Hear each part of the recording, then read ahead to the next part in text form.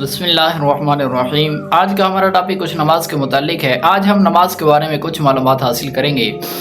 ایمان اور عقیدہ صحیح کرنے کے بعد سب فرضوں میں جو سب سے پہلا اور اہم فرض ہے وہ نماز کا ہے۔ قرآن و حدیث میں بھی اس کی بہت تاکید بیان کی گئی ہے، اور جو شخص نماز کو فرض نہ مانے یعنی نماز کی فرضیت کا انکار کرے تو وہ شخص کافر ہے اور دائرہ اسلام سے بھی خارج ہے۔ اور ایک وہ شخص کہ جو نماز کی فرضیت کو تو مانتا ہے، نماز کی فرضیت کو تو جانتا ہے، مگر وہ نماز کو ادا نہیں کرتا تو وہ شخص بڑا ہی گناہ گار اور عذاب نار کا حقدار ہے۔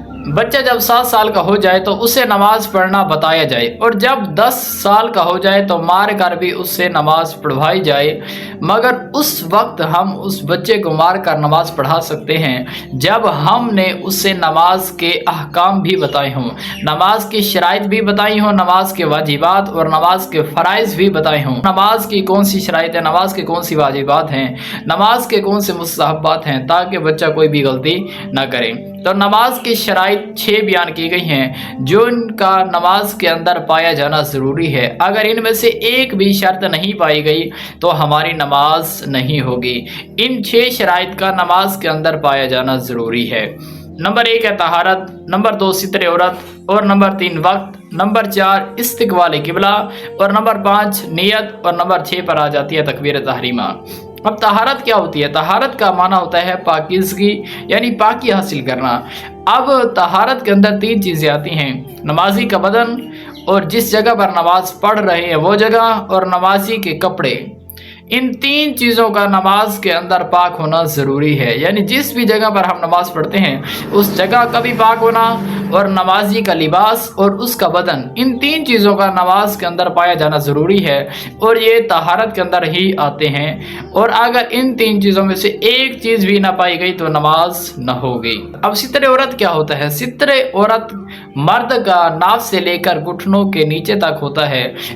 اس حصے کا نماز کے اندر مرد کا چھپانا ضروری ہے۔ اگر ان حصوں میں سے کسی بھی چیز کا ظاہر ہوا کچھ حصہ نماز کے اندر تو نماز نہیں ہوگی۔ عورت کا ستر عورت کیا ہے؟ عورت کے ان 5 اعضاء، یہ مکمل چہرہ یعنی جہاں سے بال اگتے ہیں وہاں سے لے کر تھوڑی تک، اور ایک کان کے لو سے لے کر دوسرے کان کے لو تک، یہ مکمل چہرہ، دونوں ہاتھ اور دونوں پاؤں، ان 5 اعضاء کے علاوہ باقی مکمل جسم عورت کا نماز کے اندر چھپا ہونا ضروری ہے، لازمی ہے، اور یہ نماز کی ایک شرط بھی ہے ستر عورت کے اندر۔ تیسری جو شرط ہے نماز کی وہ ہے وقت۔ اب وقت کیا ہے؟ ہم جو بھی نماز پڑھتے ہیں اس نماز کا وقت ہونا بھی ضروری ہے۔ اس طرح اگر ہم عصر کی نماز پڑھتے ہیں تو عصر کی نماز کا وقت ہونا بھی ہمارے لیے بہت ہی ضروری ہے، یعنی جو بھی ہم نماز پڑھیں گے اس نماز کا وقت ہونا بہت ضروری ہے۔ استقبال قبلہ، اب استقبال قبلہ کیا ہوتا ہے؟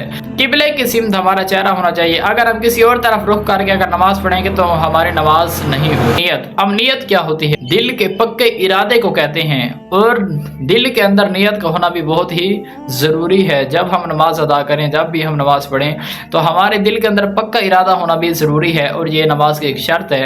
اور نمبر 6 آ جاتا ہے تکبیر تحریمہ، یعنی جب ہم نماز شروع کرتے ہیں اپنے ہاتھوں کو جب کانوں سے لگاتے ہیں، اسے جب ہم اللہ اکبر پڑھتے ہیں تو اس تکبیر کو تکبیر تحریمہ کہتے ہیں، اور اس کا نماز کے اندر بھی پایا جانا ضروری ہے، اور یہ ایک نماز کی شرط بھی ہے۔ اگر اسے بھی ہم چھوڑیں گے تو ہماری نماز نہیں ہوگی۔ اللہ پاک سے دعا ہے کہ ہمیں نماز پنجگانہ دی گئی توفیق عطا فرمائے۔